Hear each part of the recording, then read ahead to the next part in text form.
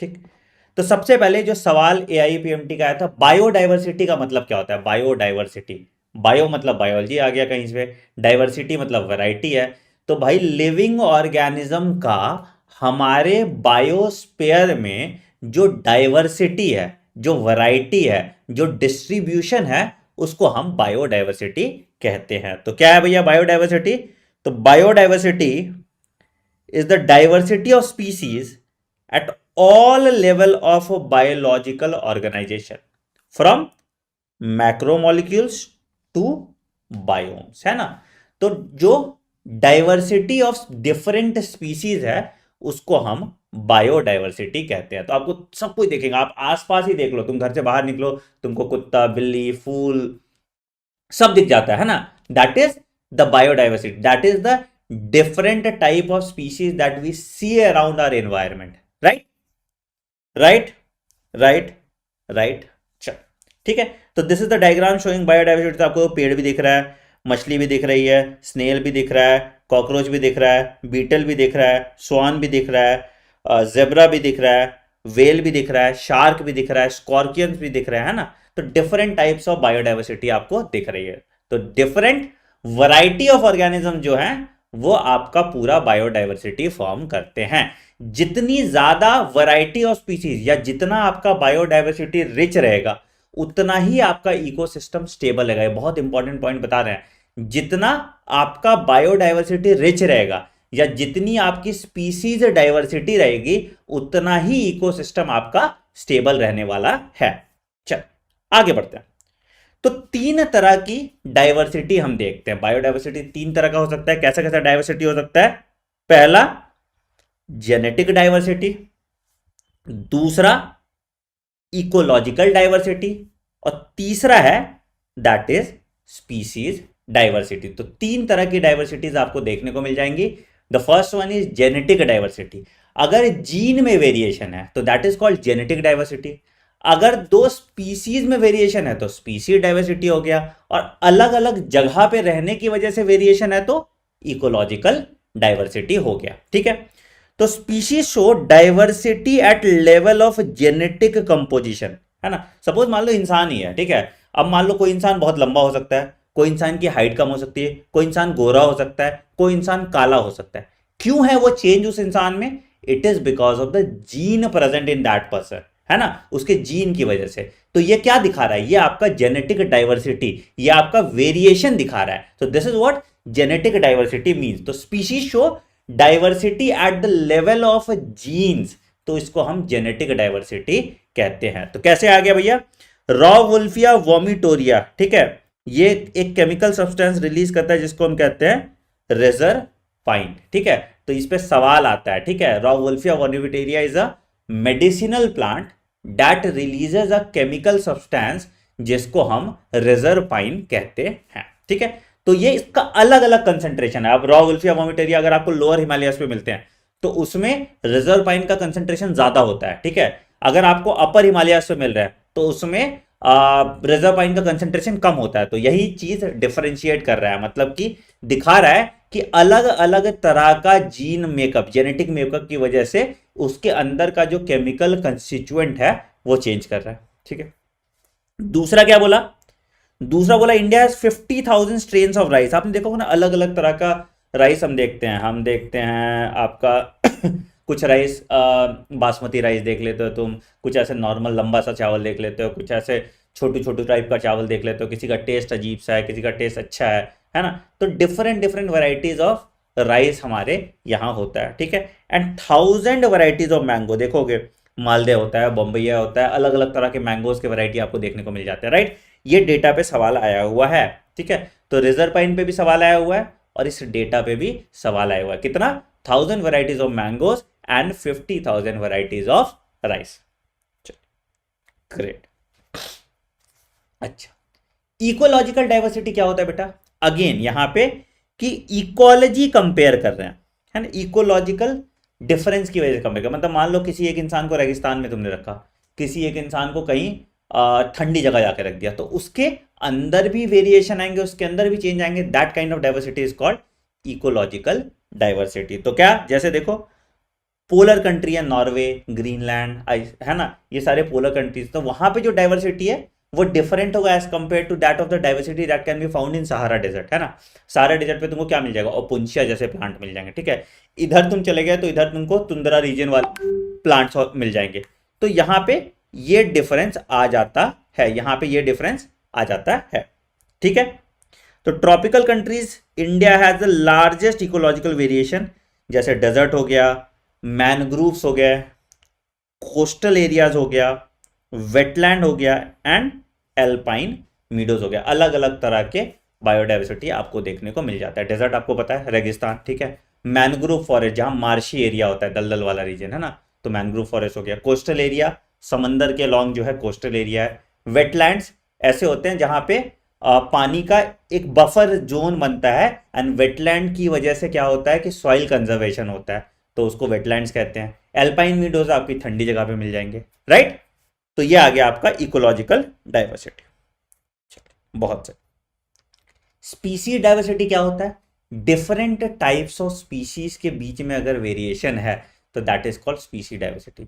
तो कहीं पे आपने देखा होगा कि Western Ghats has an habitat of large population of amphibian as compare to Eastern Ghats. क्यों ऐसा होता है, वेस्टर्न घाट में ज्यादा स्पीसीज डाइवर्सिटी है एम्फीबियंस की as compare to Eastern Ghat. क्यों, पहला वेस्टर्न घाट में बारिश ज्यादा होती है ना, अरेबियन सी से तुम्हारा पानी आता है, उससे आता है, और उसके वेस्टर्न डिस्टर्बेंसेस की वजह से वहां पे बारिश ज्यादा होती है। तो हमेशा वेस्टर्न घाट में एम्फीबियन स्पीसीज डाइवर्सिटी ज्यादा होगा। अगेन एम्फीबियंस को पानी चाहिए, इसलिए वेस्टर्न घाट में एम्फीबियन स्पीसीज डाइवर्सिटी ज्यादा होता है।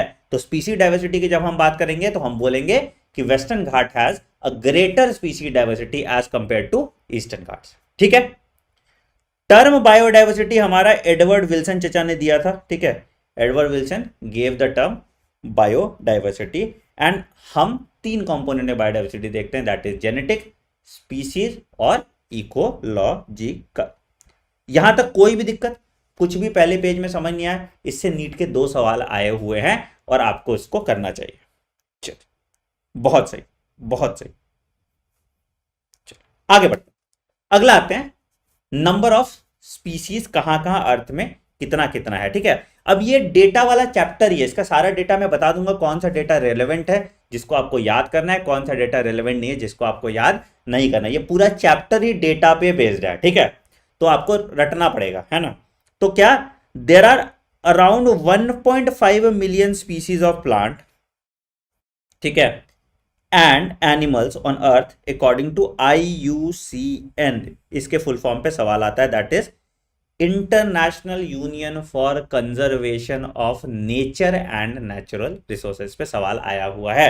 IUCN का फुल फॉर्म क्या है, international union for conservation of nature and natural resources, ठीक है। तो अभी तक कितना है, अभी तक 1.5 million species of plants and animals discovered हो चुके हैं, इतने डिस्कवर्ड हो चुके हैं, ठीक है।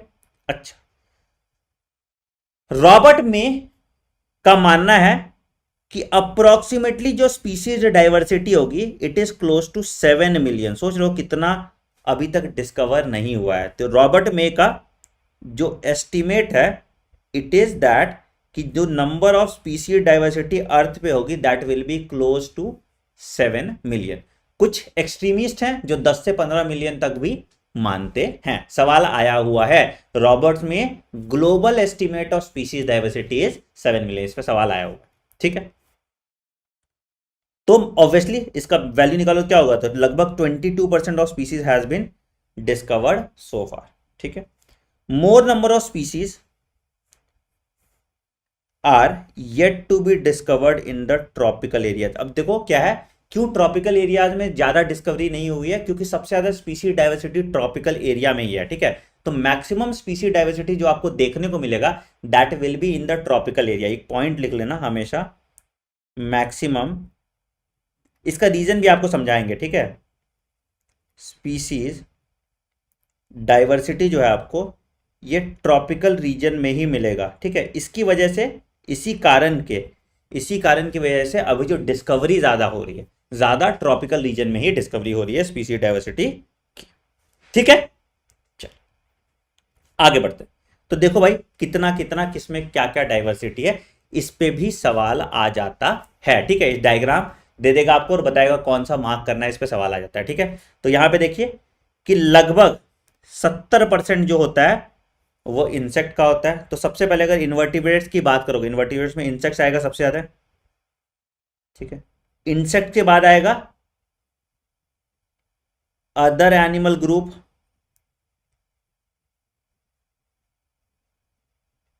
उसके बाद आएगा सेकेंड लार्जेस्ट स्पीसी डाइवर्सिटी किसका था इंसेक्ट के बाद, आर्थ्रोपोडा के बाद मोलस्का का था, तो मोलस्का आ जाएगा।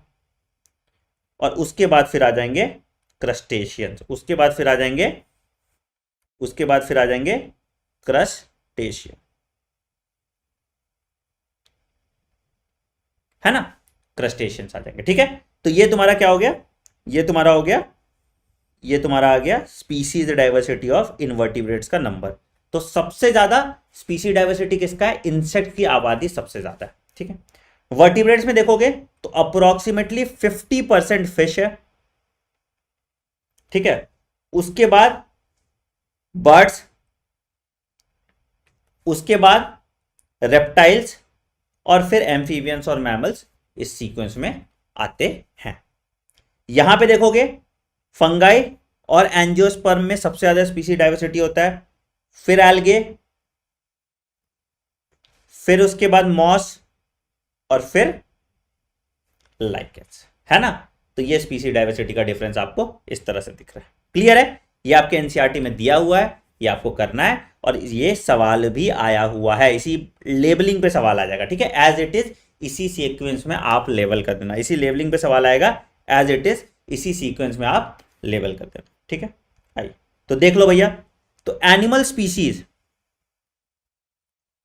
एंड प्लांट्स, ठीक है, सवाल आया हुआ है ना, सवाल आया हुआ है स्पीसी डाइवर्सिटी का कितना कितना है। चलिए बहुत बढ़िया, ठीक, अच्छा, out of every 10 animals 7 are insects.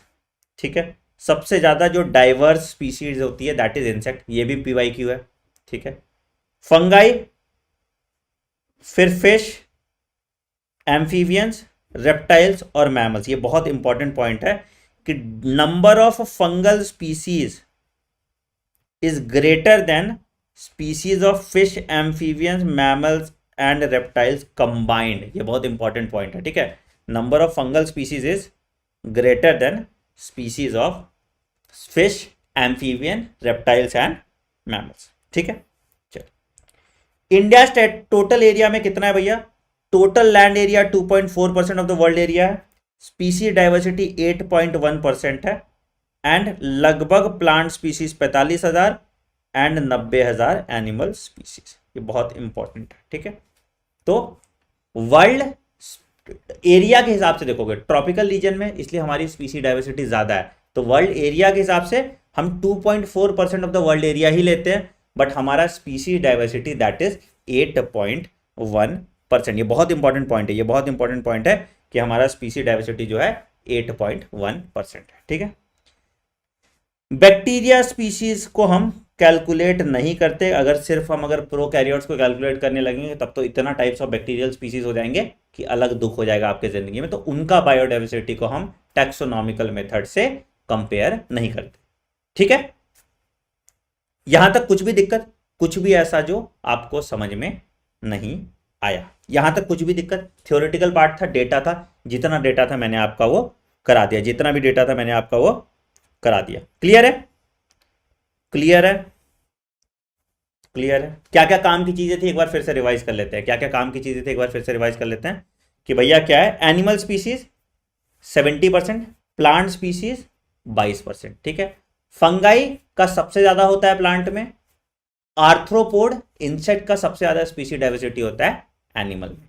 तो आउट ऑफ टोटल एनिमल्स 70% जो स्पीसी डाइवर्सिटी है दैट इज फॉर इंसेक्ट्स। ठीक है, अगर ग्लोबल एरिया की बात करोगे तो इंडिया लगभग 2.4% of the global area cover करता है, बट स्पीसी डाइवर्सिटी का 8.1% करता है। रीजन क्यों, क्योंकि majority of the part of India is in the tropical region, tropical region में स्पीसीज डाइवर्सिटी ज्यादा होती है।